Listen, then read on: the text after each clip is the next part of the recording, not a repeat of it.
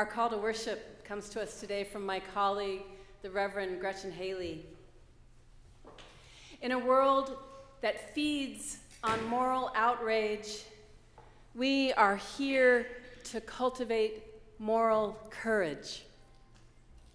In a time that prizes picking sides, we gather to draw a wider circle, and in a culture that teaches us to get for what we give and to ask what's in it for me, we come to practice generosity and to remember we are all in it together.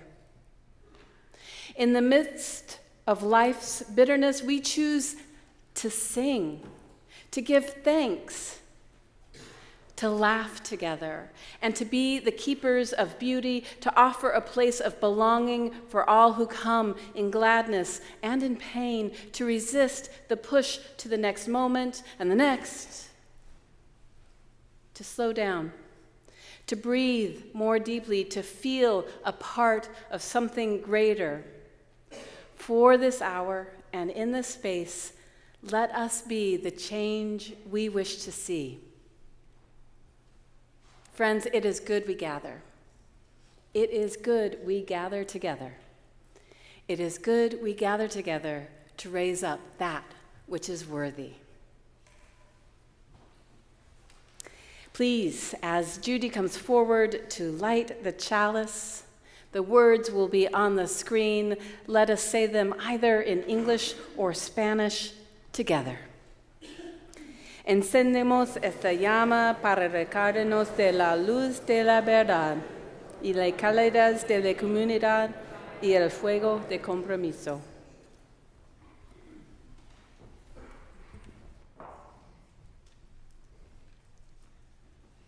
Good morning. Welcome to each of you here in the sanctuary and to those of you joining us online. We are at the First Unitarian Universalist Society of Burlington, and today is May 17th, 2025, graduation day at the University of Vermont. We extend congratulations to all those graduating today. I'm Judy Brooke. I use she, her pronouns, and I'm a member of the Worship Associate team.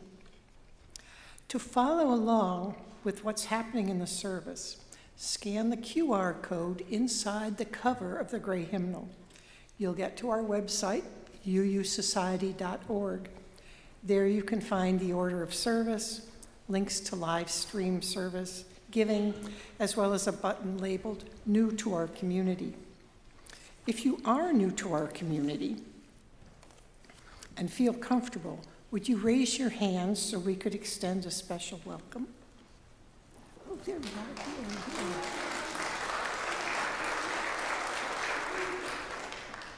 Welcome. We have designated welcome ambassadors who are available to answer any questions you might have about Unitarian Universalism or our service. Our welcome ambassadors today are Mary Harrington and Betsy Thayer. Would you please stand and wave? There's one there, okay. If you'd like us to connect with you, you can fill out this New to Our Community form on our website, or if you're here in person, this paper version that's in the pew, and drop it in the offering baskets when that time comes. Lots of announcements today. Listen up. Grab a cup of coffee or tea downstairs in the community room, which can be reached straight through this hall door, down the hall, there's stairs, or right outside this door, there's an elevator, downstairs to the community room. And then come right back here for 11:30, singing love songs for the resistance. Promises to be a fun event.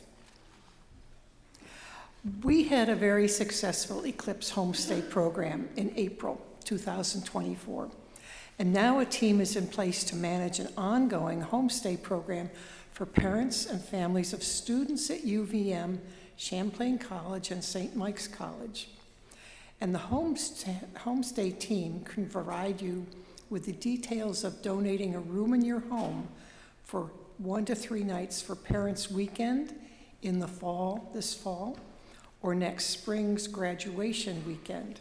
The homestaying team manages all reservations, and the revenue is donated directly to this society.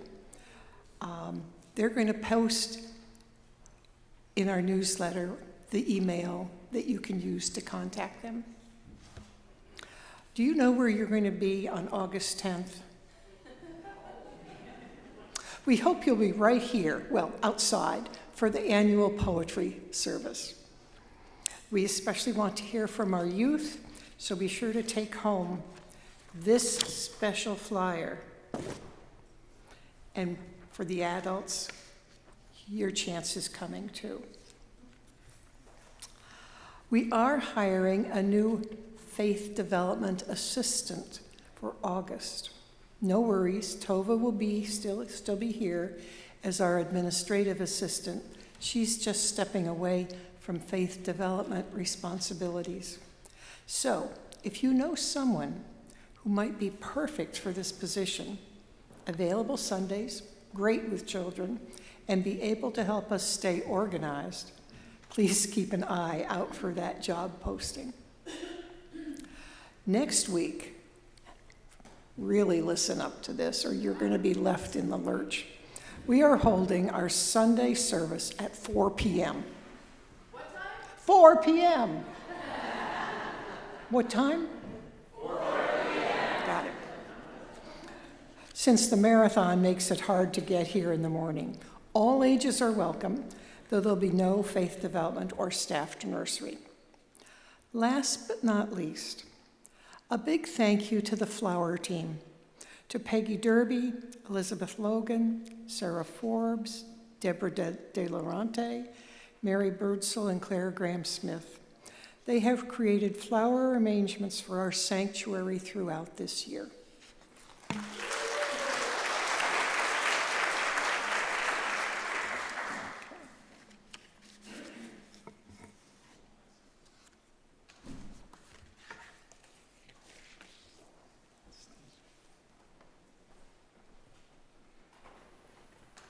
Now invite you to rise in body or in spirit and join in singing hymn number 34, Though I May Speak with Bravest Fire.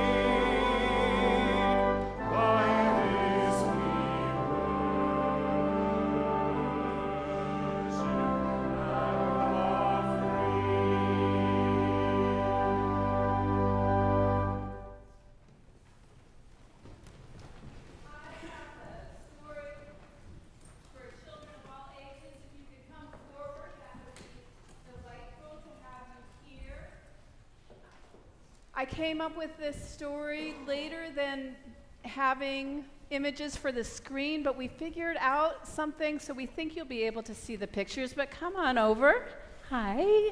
Hi, hi, hi.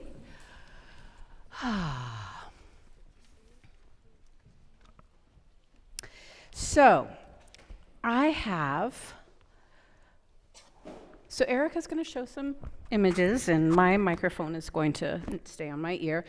So today, I'm actually not giving the sermon. We have a special guest, but she's not actually in the room. It's Congresswoman Becca Balint. Yeah, who recorded a special message just for us, which is really exciting. So can you see, are we showing a picture of what she looks like, just in case you didn't know? This is somebody who was elected by people in Vermont to go to Washington, D.C. to represent our Vermont and the values here.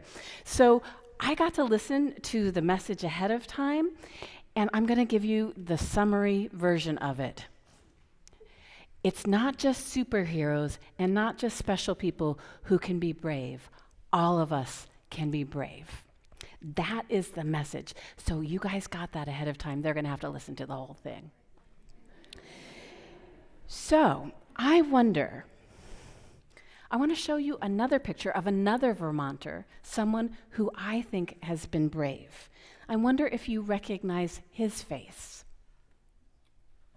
Does anybody here in front of me know who that is? Someone. Absolutely. Mohsen Madawi is a someone, just like you are. So Mohsen Madawi is a Vermonter. He lives over near, in the Upper Valley, they call it, near like White River Junction. So I think it's like about a 2-hour drive. So he is actually, adults in the room, there are members of this congregation in this room, but there are also people who are friends of this congregation. Anybody here who's not a member but a friend, would you raise your hand? Do you see we have friends, people who don't sign the book but are still pretty darn committed and find this place to be their community. And Mohsen is a friend of the Unitarian Universalist congregation in Heartland. Has anybody ever been to Heartland, Vermont? Oh, people over there have been. Okay. So here's the thing. Does anybody, I'm going to guess, since you didn't know who that was, do you know why Mohsen is famous right now? No. I want to tell you about it because it's a really important story. So have you heard that our federal government is doing some terrible things? Yeah. The grown-ups are laughing because they've heard about it, but even you have heard about it. Right? And I know the adults probably want to protect you from some of it, but so much terrible things is happening that we can't protect you from knowing about it. And actually knowing about it and being able to explain it is a form of protection too. So anyway, one of the terrible things that our federal government did is they arrested him, even though he didn't break the law. And that was really, really unfair. And they sent him to jail. They sent him to jail here. And so he was pretty brave because he knew that he might go to jail because he says things that our president doesn't really like. So, but he didn't want to stop saying them because he believes in them and he puts love at the center. So, lots of people, when he went to jail, said, that is unfair. Anybody in this room say, that is unfair that Mohsen went to jail? We said that in lots and lots of different ways. And it wasn't just us. People from all around Vermont, people all around the country, all around the world said, hey, that is uncool and unfair that he went to jail just because you don't agree with what he said. Because in this country, we have the right to free speech, to be able to say things even if not everybody agrees with it. And so one of the ways that we, as a community, and we as a congregation, let people know that we didn't believe in that is that we put a message on our sign, on our fence that is directly across the way from a building where court was held, where a judge talked to Mohsen. This is what can you read what it says? It says, "Free Mohsen." And we had that message so that Mohsen would know he was not alone. Do you think if he saw that when he had to go to see the judge, that he might have known, oh, there are people out there who have my back and believe in me? And what do you think the judge might have thought when the judge saw that sign? Do you think the judge thought, wow, there are people who want to see Mosen free? Yeah. Like, oh gosh, that's terrible. Yes, I wonder if the judge thought those things. And I know the judge wanted to make sure that the judge did the judge's job, which is to make sure our Constitution was intact, had integrity, and that even though Mosen was arrested, the only way to get someone arrested should be following the Constitution. In fact, the judge said, the Constitution wasn't followed. That's the big document that kind of guides our country. And he let Mosen go free. So, Mosen is now home, being able to walk in the woods. He has a cabin. He likes to listen to the flowing water and to watch the trees grow greener and greener at this time of year. He gets to go back and graduate from college. He was in the middle of college. It's hard to graduate from college when you are in jail. He gets to speak out on behalf of his people, the Palestinian people, and on behalf of his people, the American people and Vermonters, by saying, we all should have the right to free speech. And when he came out of that building across the street, because the judge said, you are free, you're not going back to jail, you get to be free, he said, and came out, there were lots of cameras and microphones in front of his face, and he said, President Trump, I am not afraid of you. Now that's a really intense thing for somebody who's been in jail to say. Because I think if I was in jail, I might be still afraid. But he said, I am not afraid.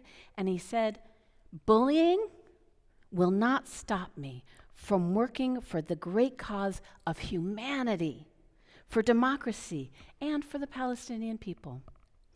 It is my life, it is my family's life, and I refuse to be silenced. Wow, that sounds so brave to me, to say that to the world. And when I see Mosen being brave like that, with all those cameras and everybody watching and listening, I think maybe I could be a little bit braver in my life. And I think all of us could be a little bit braver in our lives. That's part of why I want to tell you the story of Mosen. One, so that you know we did a really cool thing with that message to the courts, but because I hope that we can all be a little bit braver. Now, the thing that's really cool about Mosen, or another thing, is that he always talks about love. I think him being a friend of a Unitarian Universalist congregation lets him know, right, that love is at the center. And he will say that over and over. He says things like, I think there's some of you are going to tell us some of the things he said. Nobody can take away. Hello? Nobody can take away from me the power of love that I have for the world, or my ability to envision and imagine a better future, or my voice that I have to share with the world. Thank you. Ready? Keep the microphone really close to your mouth. Don't be intimidated by the fear, but try to understand it and channel it in a beautiful, creative way. You're not alone. There are many other people who are like you, feeling afraid from the direction that politics is going in this country. In every situation of darkness, there is always light. My purpose in life is to make peace. Those are all statements that Mosen has shared with the world and shared with us. He also said, I choose to see the good people in this country who are working tirelessly to change the situation. And Vermont has showed up in an unbelievable, beautiful, inspiring way and is paving a way for the rest of the country for what it means to have a community that is supportive and empathetic and kind and welcoming.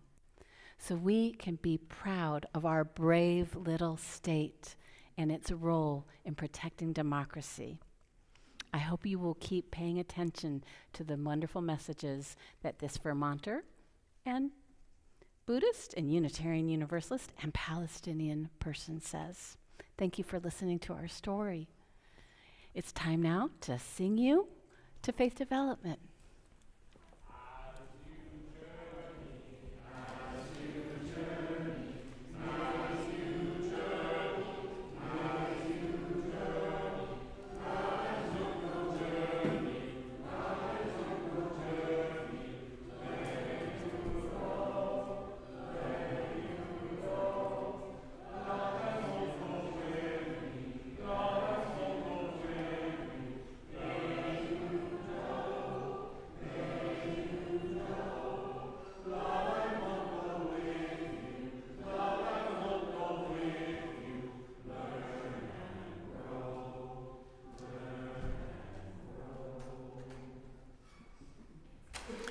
A reading, Courage, by Anne Sexton. It is in the small things we see it, the child's first step, as awesome as an earthquake, the first time you rode a bike wallowing up the sidewalk, the first spanking when your heart went on a journey all alone. When they called you crybaby or poor or fatty or crazy and made you into an alien, you drank their acid and concealed it. Later, if you faced the death of bombs and bullets, you did not do it with a banner. You did it with only a hat to cover your heart. You did not fondle the weakness inside you, though it was there. Your courage was a small coal that you kept swallowing. If your buddy saved you and died himself in doing, then his courage was not courage, it was love. Love as simple as shaving soap. Later, if you have endured a great despair, then you did it alone. Getting a transfusion from the fire, picking the scabs off your heart, then wringing it out like a sock. Next, my kinsman, you powdered your sorrow, you gave it a back rub, and then you covered it with a blanket. And after it had slept a while, it woke to the wings of the roses and was transformed. Later, when you faced old age and its natural conclusion, your courage will still be shown in the little ways. Each spring will be a sword you'll sharpen. Those you love will live in a fever of love. And you'll bargain with the calendar. And at the last moment, when death opens the back door, you'll put on your carpet slippers and stride on out.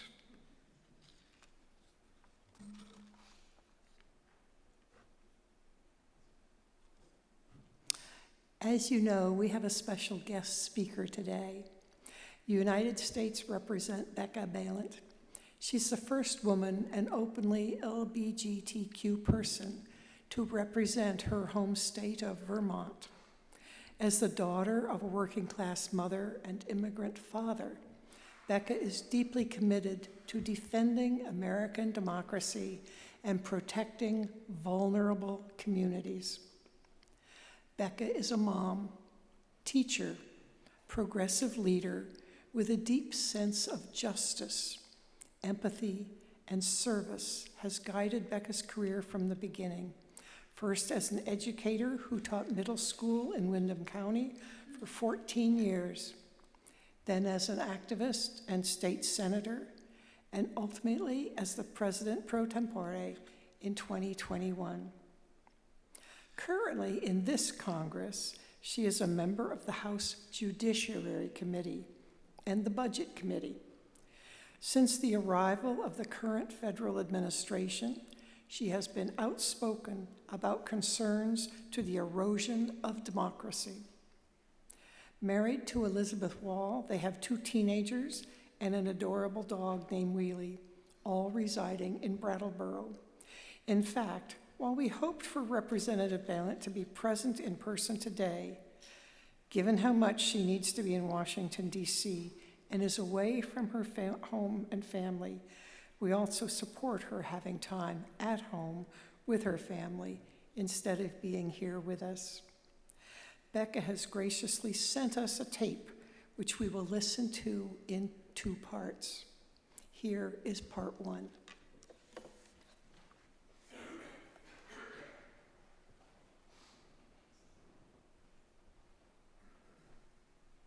Good morning. Thank you so much for the invitation to speak with you today.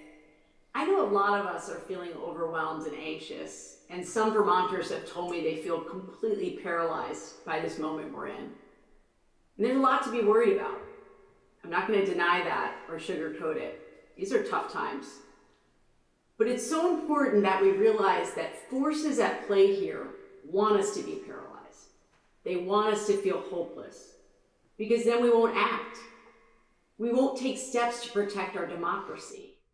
We won't take steps to stand up for each other. Simply put, we won't take steps to retain our humanity. And believe me, we desperately need to hold on to our humanity right now. A lot of people ask me how I can stand to do my job right now. They ask me how I don't get consumed by anger and frustration and disgust. That's a fair question. Serving in Congress right now can be very depressing. But I have a North Star that guides me.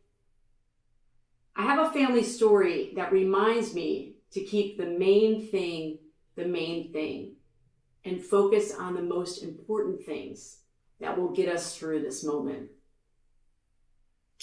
On April 22nd, 1945, my paternal grandfather, Leopold Ballant, was killed on a forced march from Mauthausen concentration camp, just 2 weeks away from the camp's liberation by the Allies. It was the last camp liberated.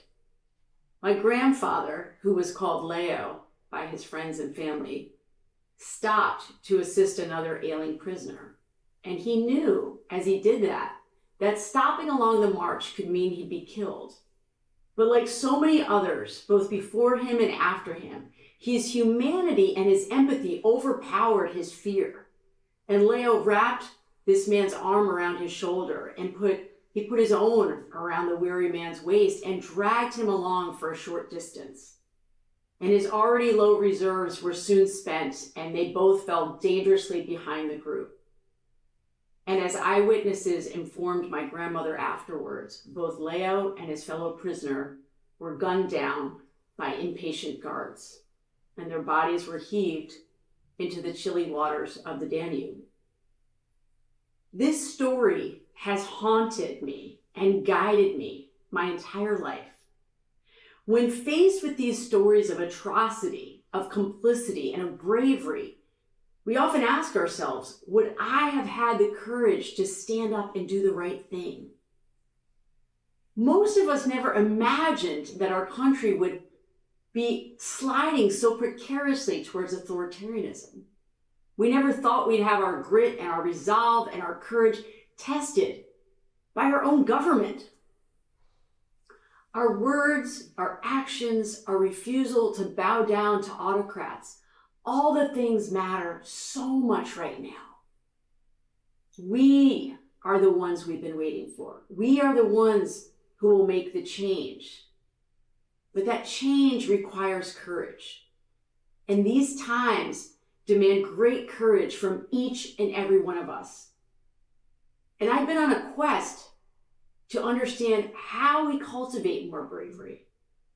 How do we create the conditions so that we can all be more courageous? As a member of Congress at this very difficult time, I can tell you we desperately need more courage right now. Yes, from our leaders, absolutely, of course, but also from each and every one of us.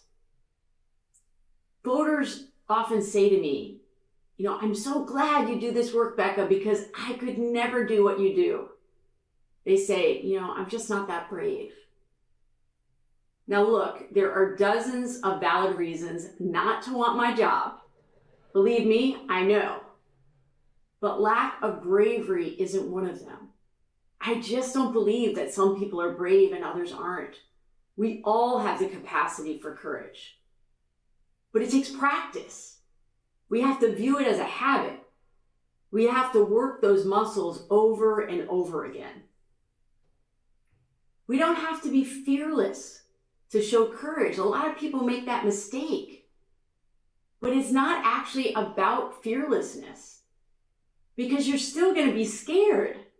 It doesn't ever go away. As Mark Twain famously said, courage is resistance to fear, mastery of fear, not the absence of fear. It's not about having no fear. I still get scared. It's about getting more used to feeling fear and discomfort and not turning away, not running away from it. It's about learning that you can withstand the fear and the unease and that it won't swallow you up. So let me ask you a question. When was the last time you were brave? Right now, as you're sitting there, I want you to try to call that moment to mind. Now look, I'm not talking about running into a burning building to save a puppy. I'm not setting the bar that high. I'm talking about everyday bravery. A difficult conversation that you had with a friend. Speaking up in a meeting, even when you were outnumbered. Sticking up for someone when nobody else would. Those kinds of things. That's the kind of bravery I'm talking about. So when was the last time you were brave? I ask this question when I meet people at my office and at events in Washington, D.C. I'm a member of Congress and I meet a lot of people.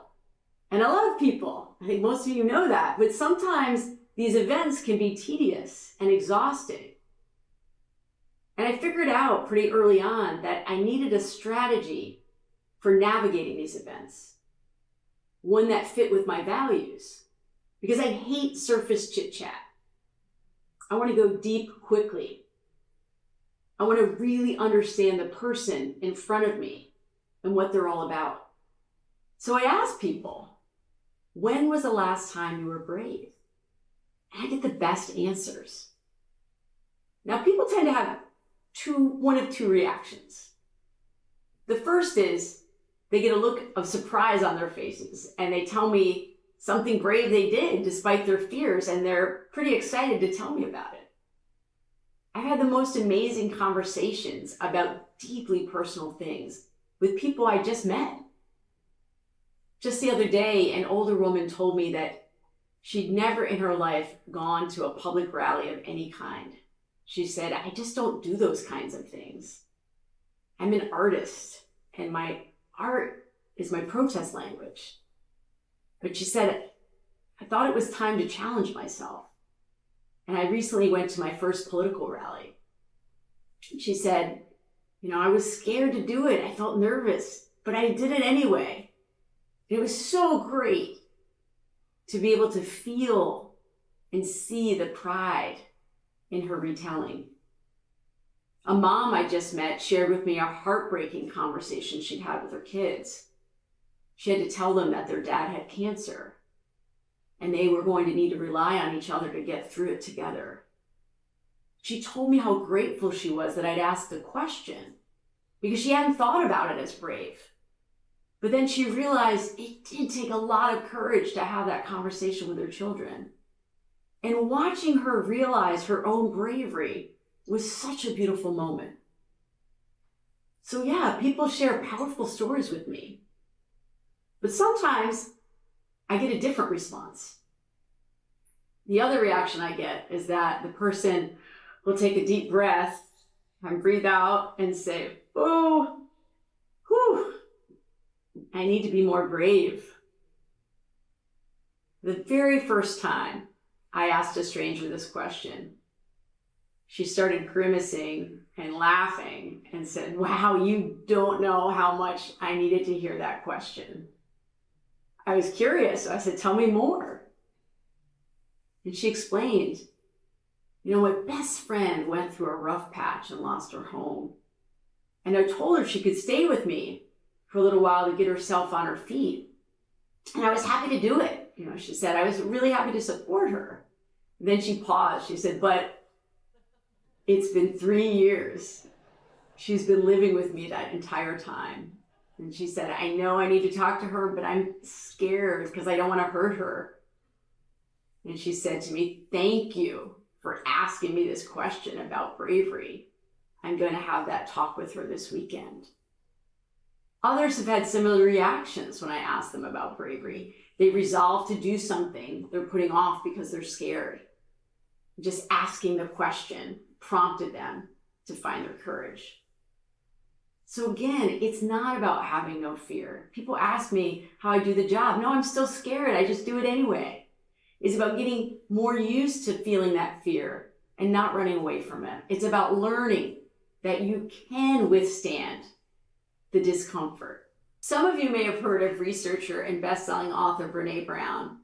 She said that trust is built in small moments, not in grand gestures. And I agree. And I know that we can cultivate bravery in the exact same way in small interactions, in seemingly inconsequential moments.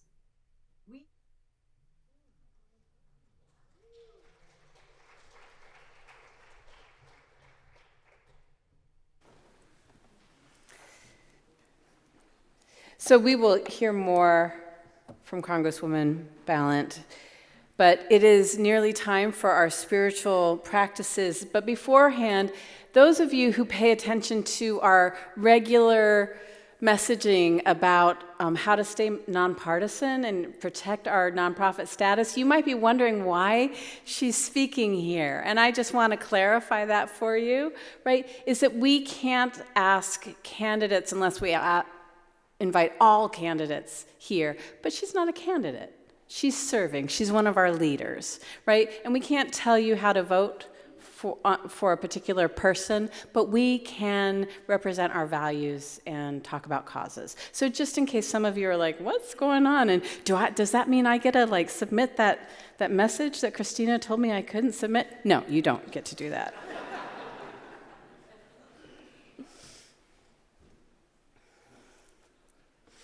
So I invite you into this time that some call prayer and others call meditation to find that posture of dignity that balances relaxation and attention, inviting yourself to breathe in a way that reminds you that you are here and that you are whole.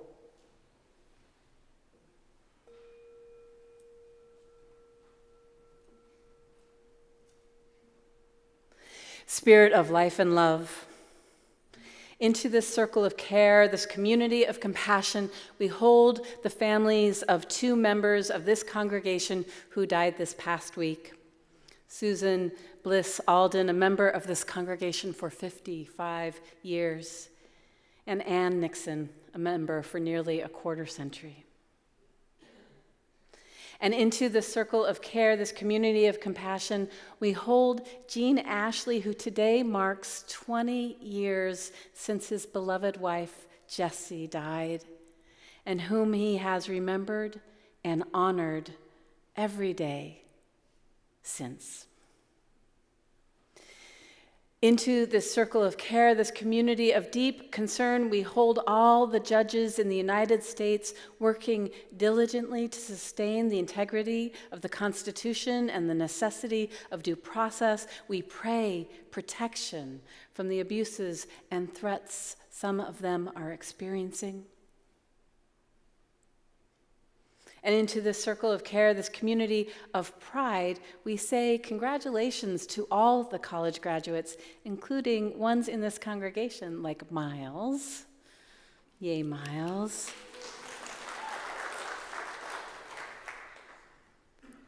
And into this circle of care, this community of compassion, we name those in Missouri and Kentucky impacted by yet another bout of extreme weather where dozens lost their lives in the past few days.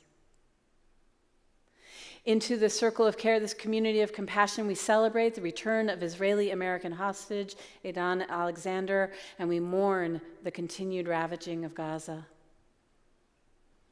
Into the circle of care, this community of concern, we bring the fatal explosion outside a fertility clinic in Palm Springs. May the loved ones of the person killed be comforted, and may those injured experience healing. Also, into the circle of care, we speak the name of Adriana Smith, the Georgia woman who is brain dead and yet is being kept on life support by state laws that have turned her body into an incubator for the fetus inside her, doing so against her family wishes. May her spirit have ease. May her family be released from this nightmare. Into the circle of care, this community that seeks equity and justice, we declare that the total loss to fire of the Nottingway plantation in Louisiana is not as tragic as the fact that their history tab on their website names 16 majestic oaks on their grounds, but not one of the 155 enslaved human beings who once lived and labored there. And into this circle of care, this community of celebration, we raise up the newly ordained Reverend Rowan Van Ness, whom this congregation co-ordained yesterday after lovingly being a part of her formation as a minister. Into the circle of care, this community of compassion, we hold all the joys and sorrows and gratitudes that go unspoken and unshared, yet remain real and true. And as such, let us spend the next few moments together in shared stillness, connecting with that yearning within each of our hearts until the chime rings again.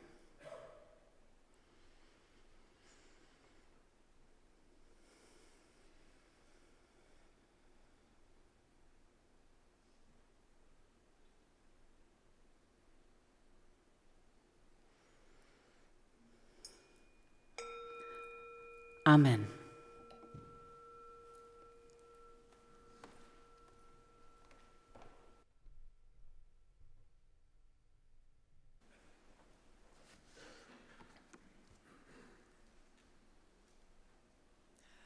One of our practices in our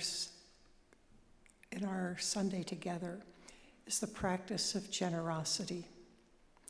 Offerings this month will be shared with DRUM, D-R-U-U-M, standing for Diverse and Revolutionary Unitarian, Universalist, Multicultural Ministries. DRUM is the oldest and largest Black, Indigenous, and people of color-led organization in our faith. When you give to DRUM, you are investing in the fabric of our faith, in the development of leadership, and in the future of a multicultural, multi-ethnic, multi-generational, Unitarian Universalism that we can believe in. Your giving builds the world we dream about and realizes your values in the larger world.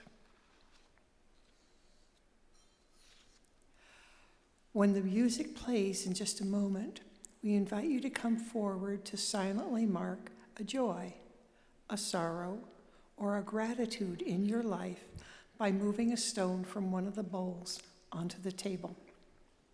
It represents our shared lives at this special fleeting moment. As you are moved, please come forward along the outer aisles and depart through the center aisle. And if you have a gift to make, the offering baskets are at the heads of each aisle. You can make your offering online. If you are at home or you want to remain seated, we invite you to lean into the music as an opportunity for stillness and centering as it makes sense to you.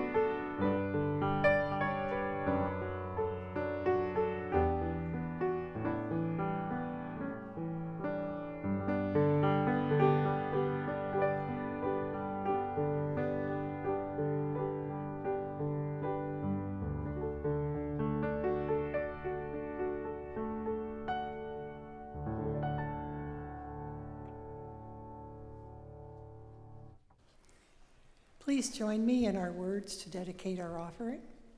With gratitude, we dedicate these gifts in the service of our mission to acquire spiritual growth, care for each other and our community, seek truth, and act for justice.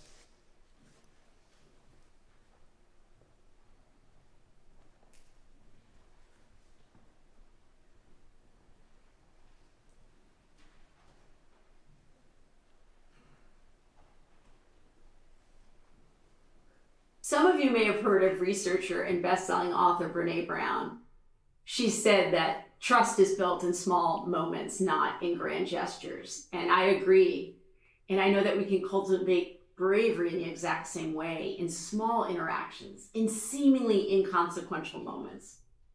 We have these opportunities every single day, and we have to take them. So let me give you an example of everyday courage and how it can make a real difference so that you know what I'm talking about. So during COVID, I went to pick up my dry cleaning from the same place I've used for years.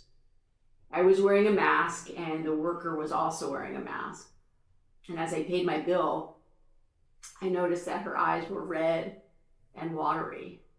Now I could have just signed the credit card bill and turned away, but something stirred in me and I felt I should say something. So I asked gently, are you all right? Is everything okay? And she shook her head and started to cry. And she said, no, it's not okay. My dad just died of COVID and I couldn't be with him because he lives in Florida. Now it was the time of social distancing and I couldn't hug her and I couldn't offer her my shoulder and I literally didn't know what to do to help. So I locked eyes with her. It's all I could think to do. And I put my hands to my chest and I said, I'm so sorry. That must have been so painful that you couldn't be with him. And I remember thinking, I don't know what I'm doing. I hardly know this person. Is she gonna think I'm weird? I felt so exposed and vulnerable. But I made myself push through the heart pounding and the flushed cheeks and the feeling vulnerable. And then I just said whatever popped into my head. I said, I'm so sorry it's COVID. And I have to stand here and you have to stand there and we have to have this distance between us. And I don't want to infect you in case I'm carrying the disease. But please know that I would be hugging you if I could. And I'm so sorry about your dad. I'm sure he knew that you loved him. And we just stood there for a while, just being with the grief and the discomfort. And after a while, she nodded, wiped her eyes, and then she turned back to her work, and I moved towards the door. But that moment has stayed with me. It was one of the most profound interactions of my life, and I think about it a lot. I still go to that same dry cleaners, and our relationship changed that day because I let myself be brave in that awkward moment. Now when she sees my car coming, she has my suits ready before I even get up to the door. We have this bond, a connection. And I realized I feel better about the world and my place in it because I took a risk that day. And I know that interaction at the dry cleaners only happened because I practiced a lot of other small moments of bravery that came before that day. Times when I said something when it was safer to be silent. Times when I said no to something that was not in line with my values. Times when I publicly admitted a mistake. These are the kinds of moments of everyday courage that we all have to practice. And each time we practice, it gets a little easier. And it prepares us for those even bigger moments when everyday courage has to expand into moral courage. So what do I mean by moral courage? When I'm talking about moral courage, what I mean is standing up for what's right, even when it's risky. It's about living your values, doing the right thing, even when you might face a backlash or punishment. In politics, there are a lot of opportunities for moral courage. but often leaders don't always take them. We have to get better at this. Let me tell you about a time when I wrestled with my moral courage. It was early on in my political career, and I was running in a hotly contested primary. And there were several candidates on the Dem side. We were all competing against each other. And we did a lot of debates and candidate forums.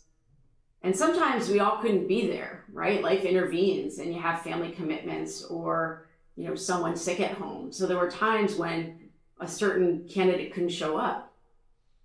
So I was at an event and one of my competitors couldn't be there, but she'd sent along some prepared remarks for the moderator to read. But other than that, she wasn't there to be able to say anything or to rebut anything that had been said. And unfortunately, one of my competitors tried to take advantage of this and tried to use her absence to his advantage. When it was his turn, he made some statements about her that weren't true. I knew her record and what she had and hadn't done. And it was clear that he and some of his supporters who were asking the questions from the audience, they were slanting her record in a way that made me really uncomfortable because she wasn't there to defend herself. And as the evening wore on, I could feel it. I could feel it here in my belly. I knew I had to say something. I knew that what was happening was against my values. And I felt that dissonance in my gut. And again, with the heart pounding and the heat on my cheeks, all those indications that I know that I have to do something. I had to find in that moment my moral courage. So the next time I was asked a question, I said, before I answer this question, I need to speak up for the candidate who isn't here. Some things that have been said tonight are not accurate, and I need to set the record straight. I then spoke for her as best as I could because she couldn't be there. And I got some very angry scowls from my opponent and some surprised looks from his supporters. But I knew I'd done the right thing by speaking up. And every time since then, when I need to honor my moral courage, I know I can withstand that comfort because I did it before. And I speak up. I'm so glad I remembered that. I remembered that really important point, which is if I'm not risking anything, I'm not showing courage. And I'm so glad I got in touch with that moral courage and that strength long before I was in Congress, because I need to tap into that all the time. Now, we've all heard that courage is contagious and it sparks courage in others. But I would argue it also makes us better people. It makes us more confident, so we'll stand up for others. And this is a time in our nation's history that requires courage from all of us. And I desperately want us to get better at it. Courage itself is good for us, not just because it's a way to make meaningful connections, not just because it makes us more resilient people. These connections and moments of courage are what bind us together. It holds together the fragile pieces of our democracy. Because American democracy is an experiment that takes all of us to uphold. When we turn to one another and look each other in the eye, we feel that we all have a stake in our future. We feel we have a community that backs us, even in the face of real risk. Bravery and courage are the antidote to the cynicism and the fear that are deteriorating our democracy. Now I'm a member of Congress, but I'm really in the business of making us all better people, because it's going to take our collective bravery and connection to keep this democracy. And I'll remember where this kind of bravery can start. So ask yourself, when was the last time I was brave? And then watch the world open up.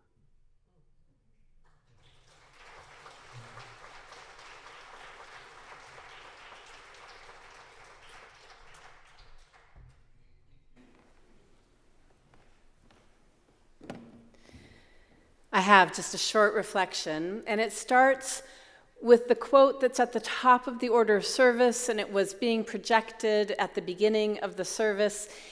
It comes from Mabs Segrist, and it goes this way.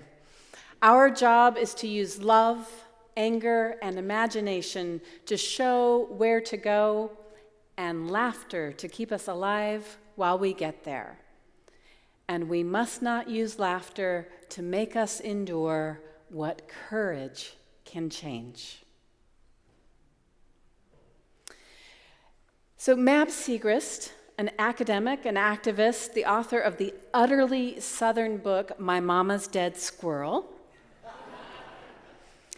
as well as the autobiography entitled Memoir of a Race Traitor, right? She's one of the 3 teachers that I name when I trace how I learned to be a white anti-racist when I was a college student. 3 teachers, all white Southern lesbians. I think all of those identities are really important about why they had such a fierce message for me. The other 2 were Episcopal theologian Carter Hayward and the late poet Minnie Bruce Pratt.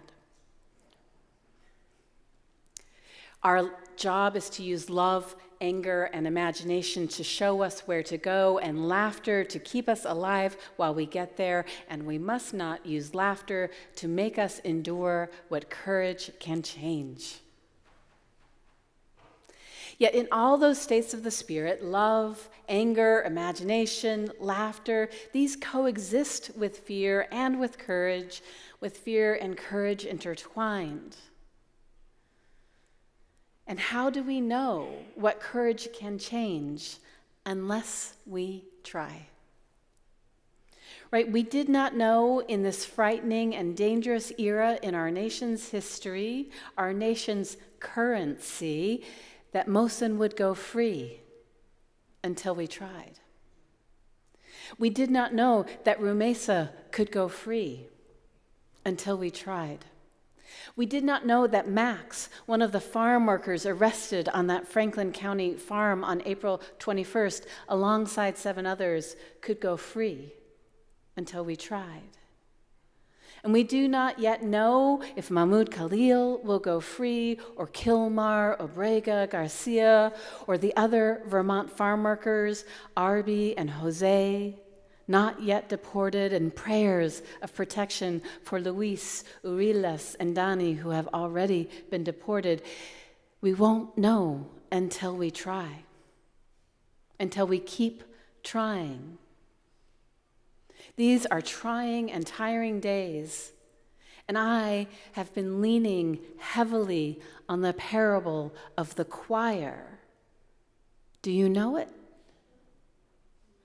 A choir can sing a beautiful note impossibly long because singers can individually drop out to breathe as necessary while others carry the song, and still the note goes on.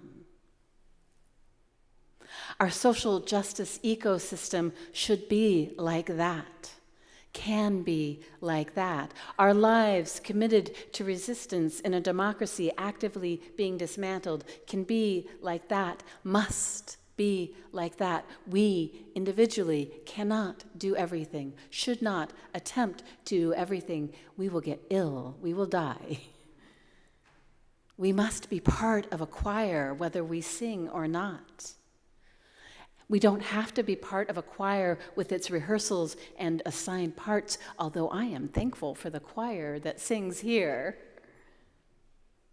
It can be us, ordinary us, regular people coming together with raised voices, some cracking, some in tune, some not so much, singing songs of courage and comfort, singing together as if we were grooving alone in our car. Singing songs like we sang to start off this morning. Let inward love guide every deed. By this we worship and are freed. singing songs like we will sing to bring the service to a close, with lyrics like, "There is hurting in my family, there is sorrow in my town, there is panic in the nation, there is wailing the whole world round." Yes, friends, we're about to sing that. But before we do, I offer these words written by my own hand now over a decade ago, because yes, we need courage now, but we needed it then too. I offer it to you as perhaps a soothing lullaby that your spirit needs to hear at just this moment. I will try to be brave. And if you are not feeling brave, you can have some of mine. And if I am not feeling brave, I will borrow some of yours. We will add our brave together, add it up, so that our brave together light will outshine the shadow. So be it. See to it. Amen.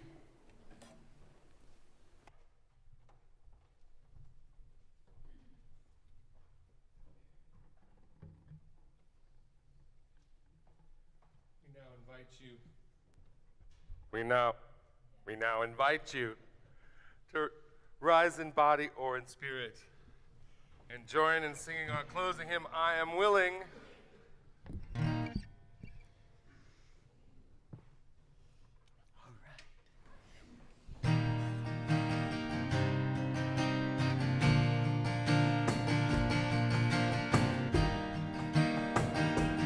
I am open and I am willing, for to be hopeless would seem so strange.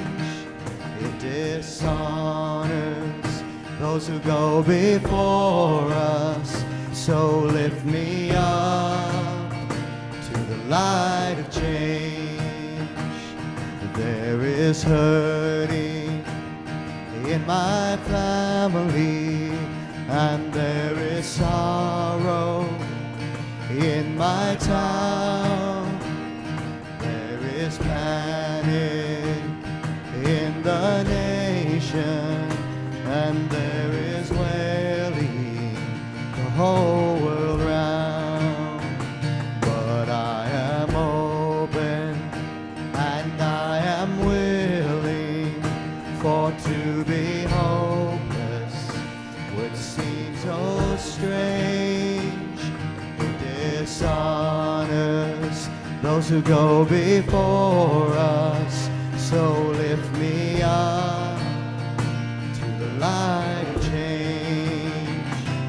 May the children see more clearly, and may the elders be more wise.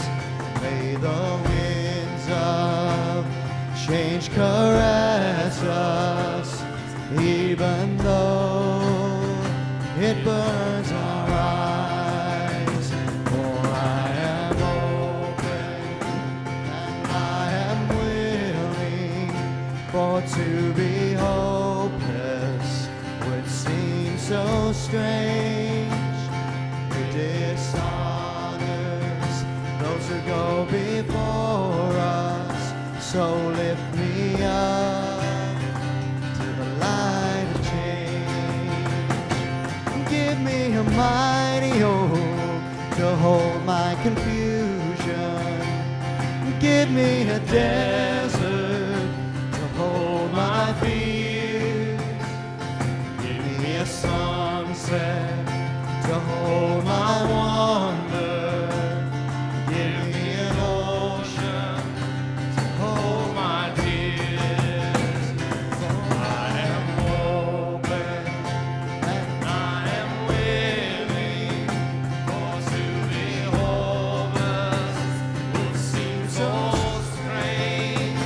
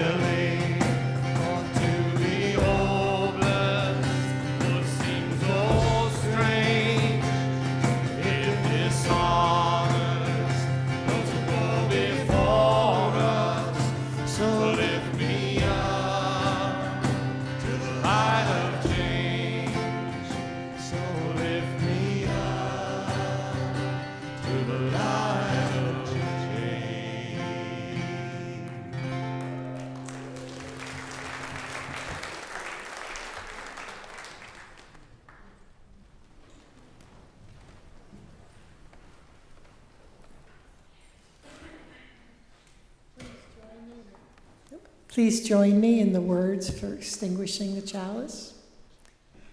We extinguish this flame, but not the light of truth, the warmth of community, or the light of contentment. These we carry in our hearts and share with the world until we are together again. May you sense the blessing you already are. No. May you know the blessing you already are. May you sense the blessing you yet can be. And may we all go out and be a blessing in the world.